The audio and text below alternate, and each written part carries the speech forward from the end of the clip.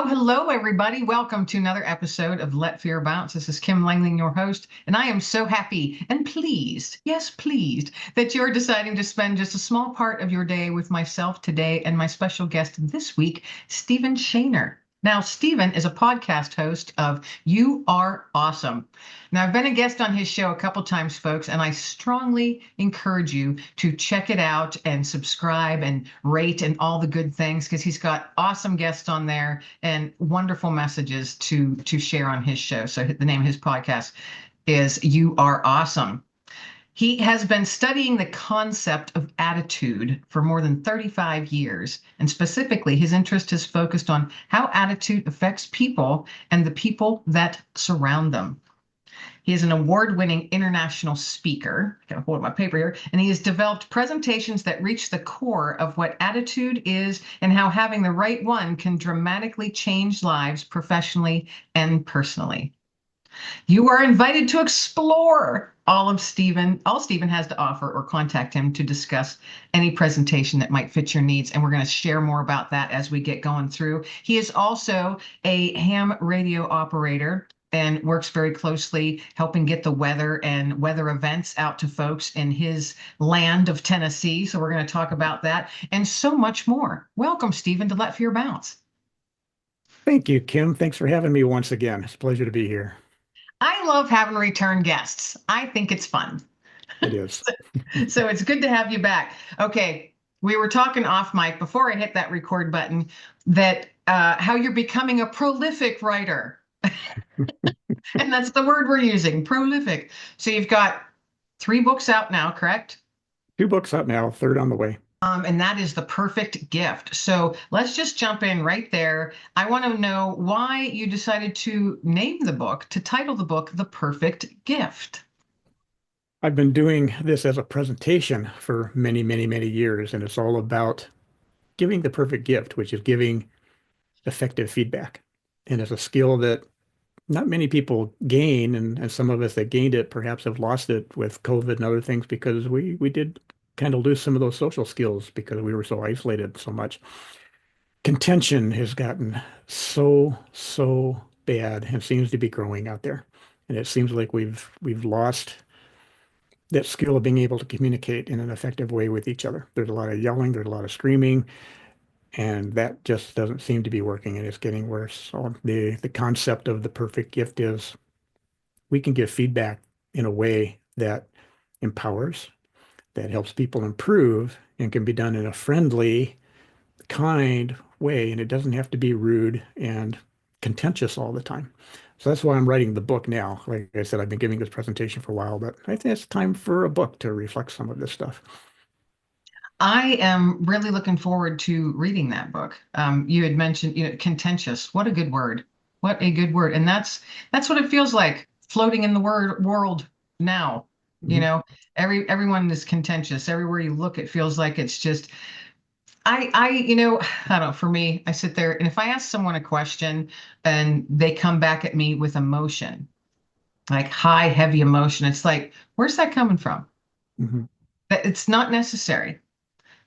Just take a breath, settle down, and just have a normal conversation. You don't have to agree with everyone.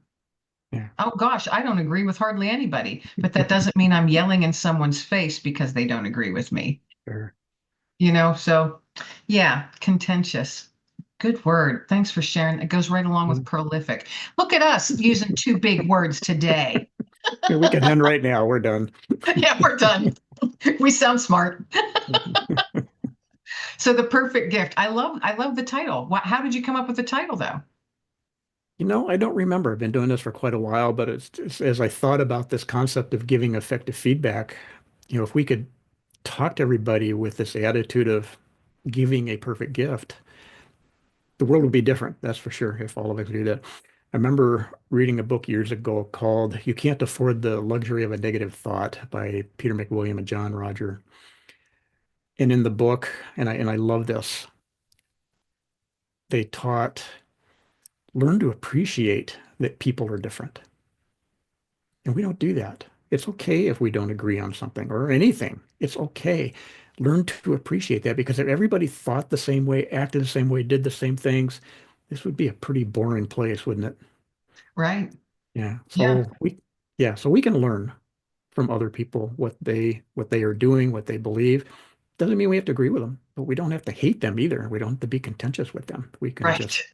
We can just Right. So be a lose the friend. negativity, people. Come on. You know, Exactly. because I don't want to be one that's contributing to that. Mhm. You know what I mean? And I do. sometimes you find yourself, if you let yourself go into a rabbit hole, and I'll be like, "Oh, Kim, stop that thought process. Where are you going? You're letting Mhm. that influence you. No, no, no. Yeah. You don't want to be a part of it, you know?" And I don't want to be one that's inadvertently tossing negativity out there either, Yeah. you know? Exactly. So it's not hard to not do that, folks. It's a And think choice. about it. So, Yeah. And think about it in your lifetime. How many times have you given feedback? How many times have you received feedback? How many times have you heard feedback given to someone else? Hundreds of thousands of times from right. various sources. Some of it's been effective, okay, because of the way the feedback was given or what the feedback was. It was effective for us. It helped us to make a positive change in our life. Sometimes it's been perhaps negative or contentious. And in the book, I talk a little bit about how to receive feedback as well, because guess what? All feedback isn't going to be given in an effective way. All feedback isn't going to be given in a friendly way. All feedback isn't, going to be non-contentious. So there's things we can do to take a step back, take a deep breath, and say, okay, is there something I can learn from this? Perhaps Yeah. there is, perhaps there isn't. And that's okay. But if we take the step back, we don't have to react to that. And that's what we do. We get that negative feedback. What do? We react. And that's just adding more contention to the world. So we can take a step back, take that breath, and go, okay, how can I make this a positive experience? Such a great question. Yeah. It is a good question that we should all ask us. Literally, that's something you could do every day. Mhm. It Ask is. yourself that same question every day in so many circumstances. I like how you say, take a deep breath and take a step back. Mhm. I am often saying that. All right, even to myself, Kim, just take a breath, don't react. Think about what they said, where they're coming from. But a lot. I think. Now you tell me your opinion. I've met folks that their sole purpose is try to convince you to swing over to their opinion. Mhm. And no matter what you say, how rational it is, they will not hear you. They just get louder. Mhm. Um, I I I have a hard time with that, so I make it a point to stay away or out of those situations altogether. Now, sometimes you can't avoid them, but you can walk away Mhm. because sometimes, it's like I don't need to respond to this. Yeah. I will take a deep breath and not only Mhm. step back, but I will walk away. Yeah. And And and sometimes you that's, need to do that. So what are your thoughts on that? no, I agree with that. We have that ability, okay, to be able to take a step back and choose our response. It's a responsibility, as Stephen Covey taught us. We have the ability to choose our response. No other animal on the planet has that.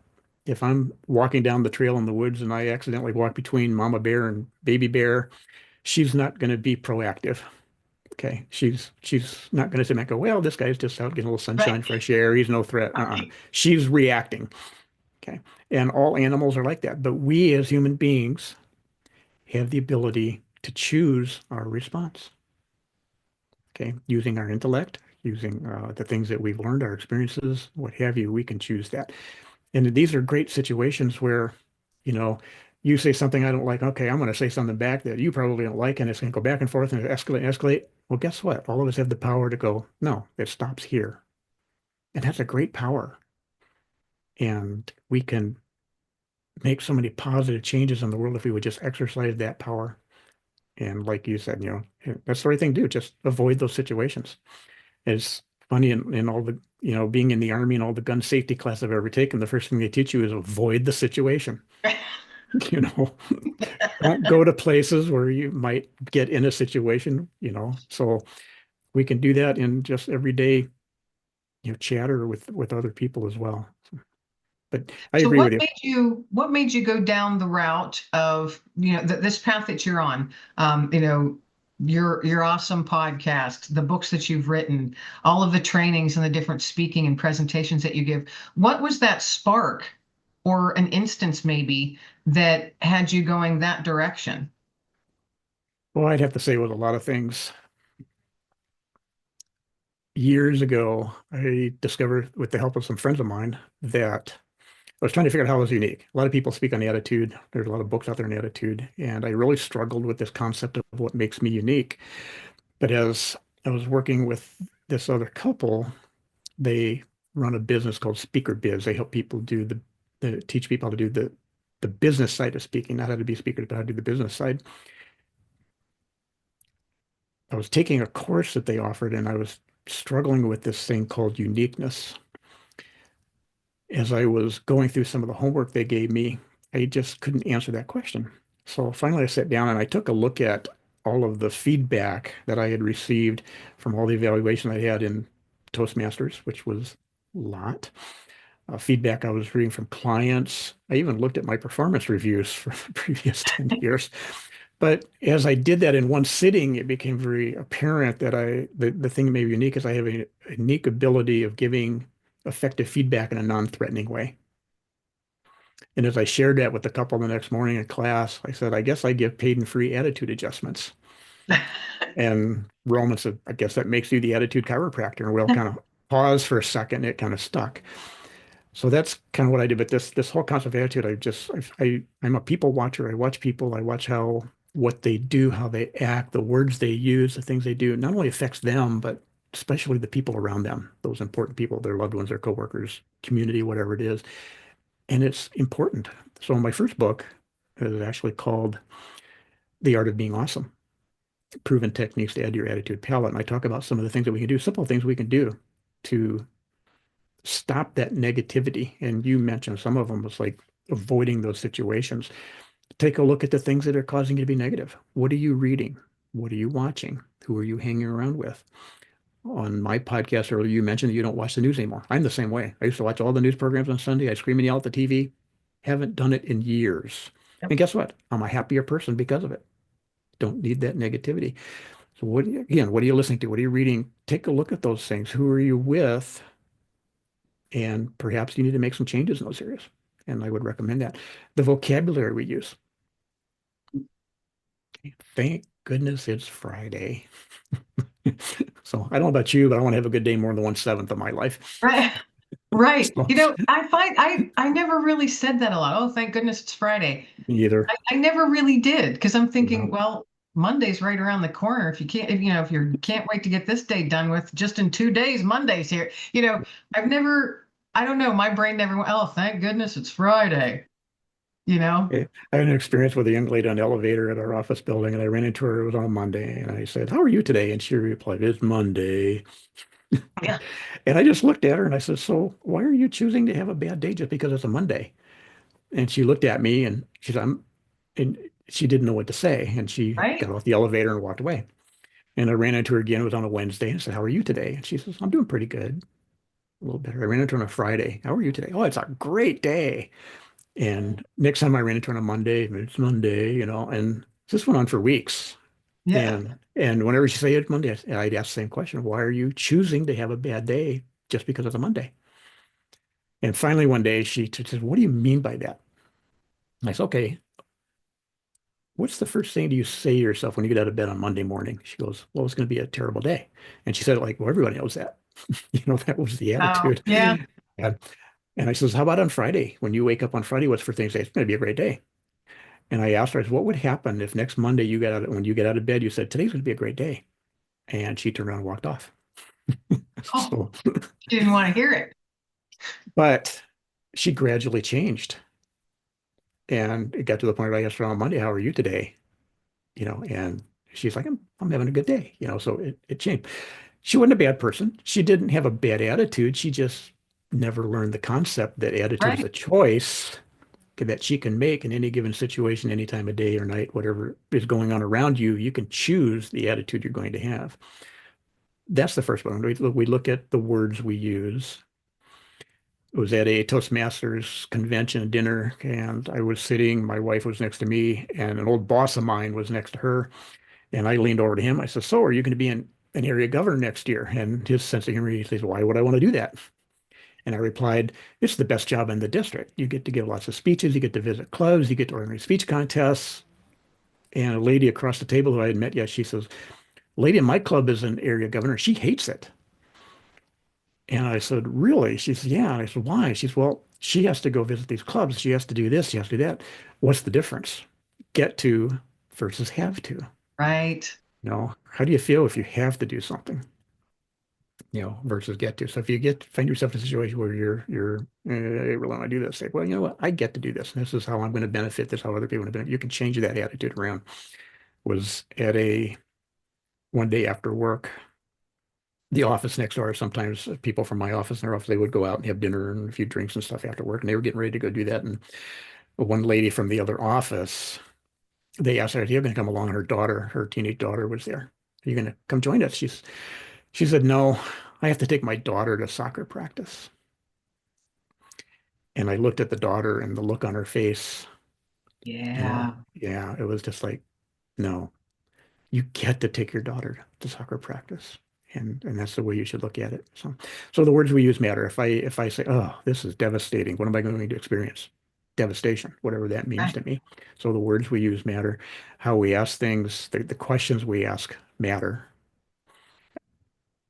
And, and like you said, the people around you, like you just mentioned that mother saying that, oh, I have to take my daughter to soccer practice. You have no idea how that landed on that young lady and how long it's going to stick. Yeah. Yeah. And It's we do it that. And we it's not really that do she's, have to watch how we talk, and it's hard yeah. sometimes. And it's not that she was a bad person or a bad Right, right. mom, but those words have effect on people. So, I'm sure as a mom, I've probably said something like that too over the years. I'm I positive I did. have, 'Cause, yeah, I'm I not have too. perfect. Yeah. Far from Yeah. perfect. I know that I have.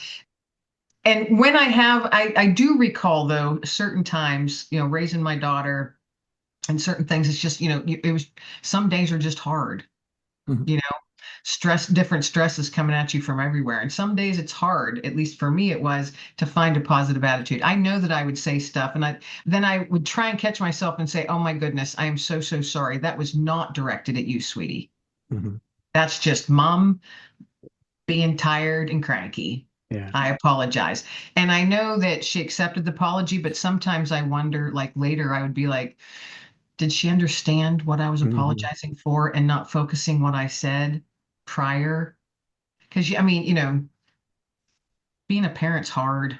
Yeah, it is. And we need to pay attention to the things we're saying and watch people. When we say certain things, Right. watch them. We don't know where they're coming from, and we don't know what their experiences necessarily have been in life. And we may say something that, I mean, just really hits them in a wrong way, not on purpose. Right. But those things do happen. But pay attention. And like I said, I'm a people watcher. I've been doing this, almost 35 years now, just watching people. And it's educational, but it's also a lot of fun too. I'm a big people watcher as well. And I love doing it, Yeah. especially like years ago. Um, my ex-husband, he was from Germany, so we traveled to Germany at least once a year to visit his family. And we would pop around and do different things because, I wasn't German, so we'd do the touristy things.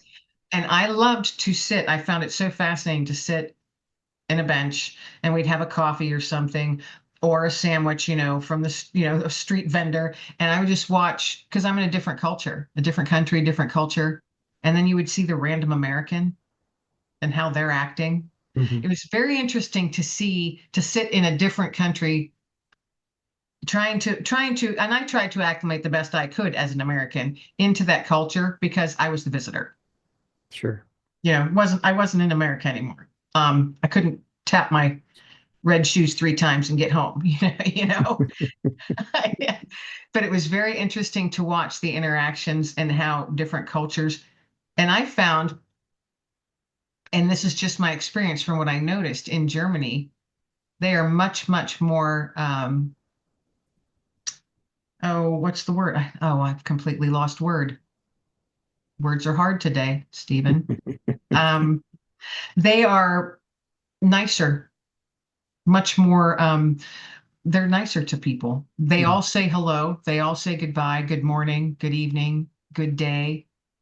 I had to accompany, I had to go to a doctor appointment, not mine, but with someone. So I was in the waiting room. Every single person that came in, it was Guten Morgen, Guten Morgen. And then the whole room would respond, Guten Morgen. mm, Everyone said good morning. nice. Everyone said, or if someone was leaving, they'd say, have a good day. Anybody sitting in the waiting room would wish that person a good day walking out the room. And What a I'm nice like, experience. Yeah. yeah, and I was sitting there and I was like, I go, what are they doing that for? And he goes, this is what we do. And it was to me as an American, that was foreign because you don't see that here. Mhm. And You I really have don't. found the older I get, it seems like the world is changing more and more, and it's becoming more and more uh, crass Yeah. and hard and Mhm. harsh. Mhm. That simple, what is the word, Steve? Why can't I think of the word? You're nice to each other. What's that word? Just be nice to each other. Courtesy, Yeah. common Courtesy. courtesy. Yeah. Oh There my you go. goodness, why couldn't I think of that word? We spent too much time on those difficult or those fancy Yes, words we did. earlier. Yes, Yeah. So, yes. Courtesy. And how amazing that I'm forgetting a word such as that. Courtesy. That's what the world's doing to me. But that was, common courtesy. For me, at least, I've seen sure. almost daily that it's lacking Yeah. in today's world, and that's very sad too. Yeah. It And I is. had someone who years ago said, I just want to meet people where they're at. Not judge them for where they came from or where they may Hmm. be going. I want to talk to them as that person where they're at. Yeah. Be in the present. That's always a good way to go. Yeah. So, Yeah, and that was pretty profound to me to hear that, and I've yeah. never forgotten it. I want to meet Yeah. people where they're at, Yeah. I and like that. yeah, and so often folks don't. Yeah. They, Yeah. I like that. preconceived ideas or Hmm. judgment. All of those were think about those words. Say them out loud. Judgment. That's a harsh word. Judgment. Yeah. It is. So It's is a harsh criticism. word. Yeah. Criticism is the same way. And I talk about that in my upcoming book. Eliminate that word from your vocabulary. It used to be a worthwhile word that added value. It is no longer that. And if you look up the definitions of criticism, they're all negative. Every single one of them is a negative definition. So get rid of it. And here, I'll make you feel better. I'd like to give you some constructive criticism. Feel better? No, I didn't Yeah. either. So, Yeah. so just get rid of it. But from an attitude standpoint, I teach people that attitude is a choice. Too many times we get into situations where, well, I'll have a good attitude when, the wife stops doing this, or the husband does this, or the boss doesn't do that, or there's a Democrat in the White House, or there's a Republican in the governor's mansion. We wait for these things to happen. Well, what if those people don't show up? Right.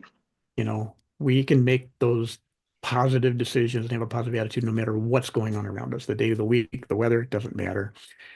The questions we ask are important. If the question is, oh, why me? You know, guess what kind of answers you're going to get? If the question is, hey, what can I learn from this? How can I Or move the forward question from is, this? why not me? Yeah, you know.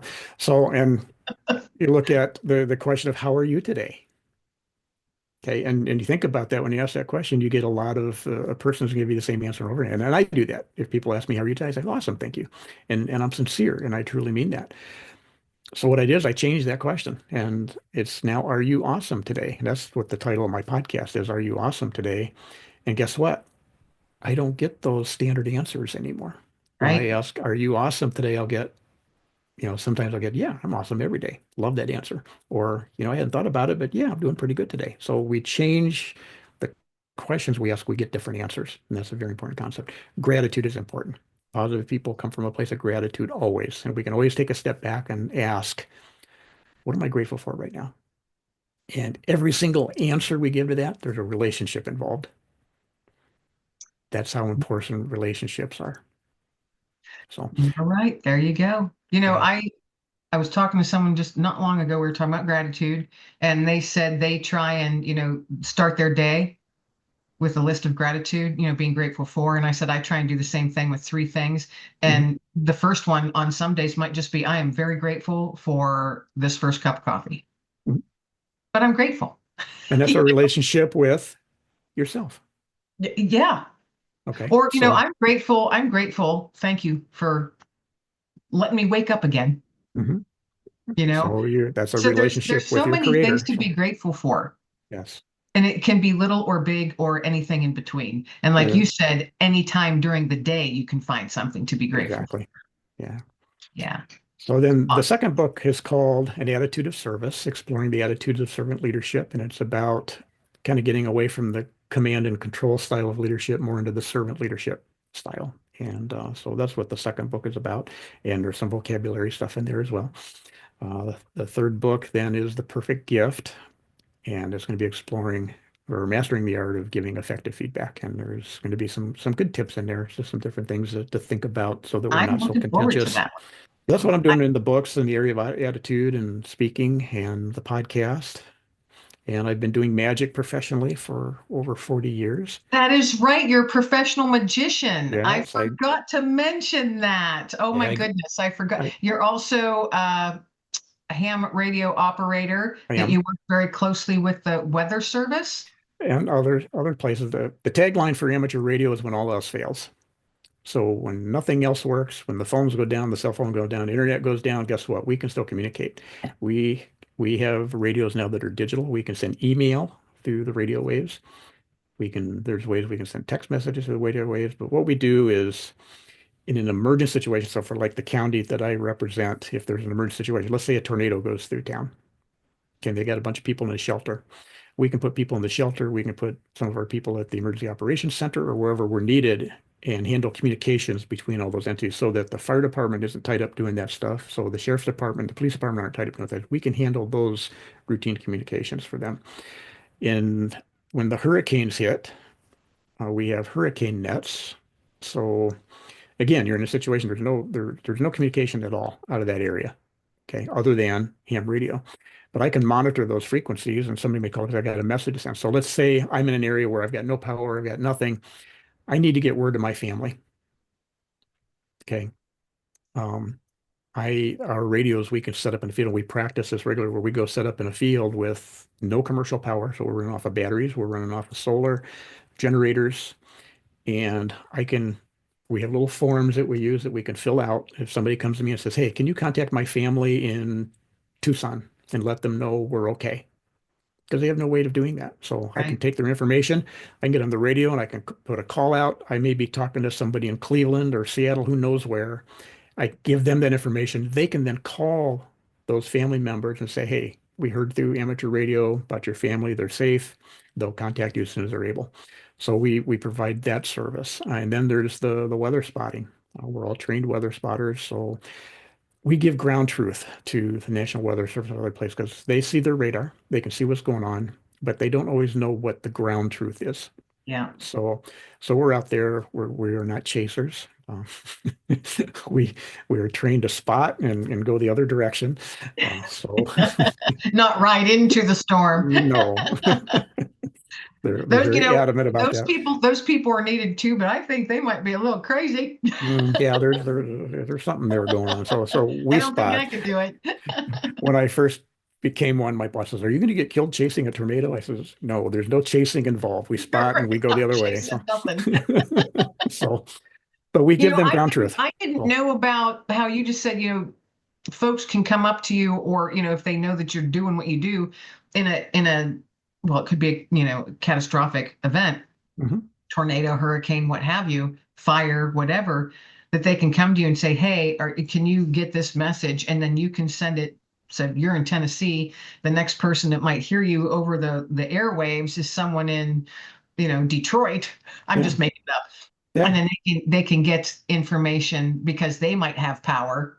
yeah, They're not in the same situation you are, and they can call someone down in Tucson, to let their yep, family members. How exactly. I didn't know that. Yeah. Because how would one find a ham radio operator in a circumstance like that? Because you're so overwhelmed with, oh, my house just got blown away by a tornado, and the Yeah. whole town is gone too.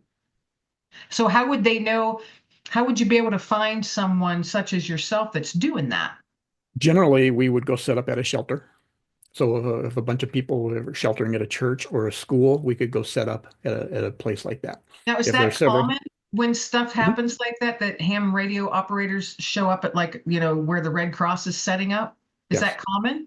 yeah. Oh, So okay. I didn't yeah, know so that. yeah, we would do that when Katrina hit. I was in Minneapolis. I was getting ready to move to Duluth, and FEMA contacted me and asked me if I would take my equipment down to that area. Well, I was in the process of moving, setting up an office, hiring staff. I said I can't, but I did monitor those frequencies, and on two occasions I did receive some messages coming out of that area because at that time ham radio was the only messaging coming out, Yeah, and I relayed both of those. I just sent them to the local Red Cross office, and they took them from there. So it that is was those. amazing. See, I didn't know that, 'cause the last time we had something where I live anyway, like that happened, where we had tornadoes, is 1985. Mhm. And tornadoes just ripped through the small town that I lived in Yeah. and took out, like every other house, Mhm. and then kept on its way for a very long time. And one town completely leveled an entire little town. I'm assuming ham radio operators probably played a role in a lot of that I'm too. sure they Because did. that we made international news when all that happened in Yeah. 1985. Yeah. That was crazy. It's But we can do amazing. some pretty amazing things with our radios. Like I said, they're digital. So we can, like I said, we can send emails. We can send like a texting type service. There's lots of things we can do with the radios. And a lot of the new government buildings that are being built, the ones that we had up north before we moved down here, they built new government buildings, and they have the Emergency Operations Center. And off to the side is a room for Ham Shack. So the Oh, one we had there in Douglas County, Wisconsin, beautiful emergency operations center, and we had our own room right off the side where we had several radios. We had antennas up on the roof, and so we could communicate with Madison, Wisconsin, if there's something going on statewide. We could, communicate all over the county if we needed to. And sometimes we teamed up with South St. Louis County, which was Duluth, and Carleton County. They were all close there, so sometimes we did efforts where we were helping each other as well. So. now is there like trainings or certifications To that get you? an amateur radio license, you need to take an exam and get a license. It's pretty easy to do because the questions around the test are available out there. There are practice tests you can go take online, and you see the exact same questions you'll see on the real test. Testing is $15, and there's a $35 FCC fee. Once you're licensed, you're good for 10 years. Then it's a matter of picking up radios. And then when it comes to the emergency communication stuff, there's all kinds of training online through FEMA, through the Amateur Radio Relay League, which is an organization that supports us out in the field. My wife and I, and many of the people in our local club here, we have our what they call VE credentials, volunteer examiner, so we can actually give the exams. So people that Oh, want to get licensed, so you can check locally. There's VE examiners all over the U.S. that can give you information about taking a test, getting a license, and there's radio clubs all over the U.S. There's a lot going on out there in amateur radio. You'd be surprised. well, I know a couple folks that are amateur radio Mhm. operators, and they don't talk about it much every once in a while, but they bring it up, and they're local to me, and I always thought that that was fascinating. So, Mhm. do you learn Morse code? Used to be required when I got my license, there was four licenses. The entry level technician, which is going to give you pretty much local type stuff. Then you had to have Morse code, and then you had the general license gives you more bands, a wider reach, and then the extra, which is gives you everything. And now Morse code is no longer required, but you can learn it if you want to, and you can use it. I use it from time to time, and a lot of people do. Um, so yeah, Interesting. yeah. Fascinating stuff. Makes me want to Yeah. go learn. Well, if you have Makes me questions, want you to know where to go find me. learn. Hey, yeah, I'll find you. I'm excited. I'm excited. So, and you're also a professional magician. You are just a man of many hats. I think it's so fun talking to you. You've been a professional magician for what, over 40 years Over now? 40 years, yeah. I And you do graduated the from you the do the Chavez sleight of College of hand Magic. type stuff. Yeah, I'm a sleight of hand guy. I graduated from the Chavez College of Magic. I worked the Magic Castle in Hollywood for a while. Done shows for Milton Berle, Charlton Heston, George Bush Sr., and so been doing it a long time. And it's another way to give a nugget of hope, just to give a little joy to people. Yeah. How fun. Do you ever do any of that on your podcast, sleight of hand stuff, or doesn't it come across on screen It as? just really is. It's hard to go pick a card, you know. Yeah, So, it's, that's right. yeah, It'd be kind of hard to do that, wouldn't it? yeah, not quite the same. Yeah. Okay. So here's a question. Then we're going to get ready to wrap up. When you're doing magic, do people ask you a lot, how do you do that trick? Mhm. And do you ever answer it? I do. I say very well, thank you. Yeah. Yeah. I kind of knew that So, was coming. but it's fun. I keep a 50-cent piece in my pocket, you know. So if wherever I'm at, I run into somebody, you know, 2, 3 times a day sometimes, especially when I'm, doing some shopping for the day. But I'll run into like the other day, a little girl, and I just made the coin vanish, and her eyes got big, and she looked at her mom, and she looked at me, and she goes, "What's in the other hand?" I went, I turned my hand over, and it was empty. And she goes, her eyes got big again, and there's a couple other kids in line, and they're like, so it's just amazing. Just one little trick can make somebody's day. Right. And it's so fun to see the kids' faces because I don't know, I'm going by, I have a year and a half old granddaughter, and Mhm. it's my first grandchild, and it's just been, oh, she's my favorite human. I just put it that way. She's my favorite human. And to see that, like you said, their faces light up, it's that awe and wonder. Mhm. And you're just like, oh, we've all lost that somewhere along the way as we grow older, Yeah. until you're around someone younger and then you recognize the awe and wonder and you're like, I want to see things like that again. Mhm. And you But let me, can, it's a choice. You yeah, can. but let me say this: you don't want to know how they're done, because when I No, first it got could into ruin it. I magic, don't want to know. yeah, No. Nancy, when I first got into it, she says, "Okay, you can do it as a professional full time, but I want to know everything's done." Well, that lasted about a week, and she says, "I don't want to know anymore." And the same way, somebody will demonstrate a trick in the magic shop, and I'll buy it, and I'll get home, and I'll go, "Well, that's it," So Yeah. it's Yeah. just Well, you because don't it want to takes know. it away. It takes the It fun does, out of it. It takes the yeah, magic out of it. yeah. Just I enjoy. don't want to know. Yeah, just Mhm. enjoy it. That's right. This has been such a fun conversation, like I It knew it has would been. be. It has been. So, Stephen, as we get ready to wrap this episode up, let folks know now where we can find your new book, The Perfect Gift. It'll be available on Amazon, both Kindle and paperback. You can also go to my website, www.awesomeattitude.net, and you can find information there about my books, my podcast, the magic, my presentations, all of that stuff will be there as well. So, let's share your website again, because that's where everybody can find all the good stuff, right? Yeah, it's www.awesomeattitude.net. Great. Awesome. That's awesome sauce. Thank you so much, Stephen, for being my guest today. This has been so fun. I love having you as a guest, and we always kind of go different directions than what I thought, and I just find that fascinating. That's what makes this show, for me, doing this show so much fun. So thank you once again for being my guest. It has been fun. It's always fun to spend time with the Hope Lady. So The Hope anytime, Lady. Yes. yeah, we can get together anytime. So thanks so much for the opportunity. Wonderful. Thank you. Thank you. Now, as we close out the show, I ask all of my guests to please toss out a nugget of hope. So, what is your nugget of hope today for the listeners? Choose to have an awesome day. Choose. See, very simple. Choose to Yeah. have an awesome day. It is a choice, folks. Yeah. Lovely. Thank you once again, Stephen, for being my guest. Happy to be here. Thank you. Everybody out there listening and tuning in, thank you so much for spending part of your day with myself and my guest today, Stephen Shaner. Each Wednesday, folks, new episodes are uploaded on Spotify, your favorite listening platform, as well as on YouTube if you want to see our beautiful faces. Please do so. I love having you. And please share some comments, share, like, subscribe, do all the things, folks. This is Kim Lengling, your host of Let Fear Bounce. Everybody be well, stay well, and above all, be blessed. Kindness. It's simple, powerful, and free. Yet, it holds the extraordinary ability to change someone's day or even their life. Order your copy of Nuggets of Hope, Cultivate Kindness on Amazon. Thanks for tuning in to another episode of Let Fear Bounce. New episodes drop each week, folks, on YouTube and Spotify and most listening platforms. So don't forget to like, subscribe, and do all the things. So until next time, folks, take a deep breath, be kind to yourself, and as always, let fear bounce.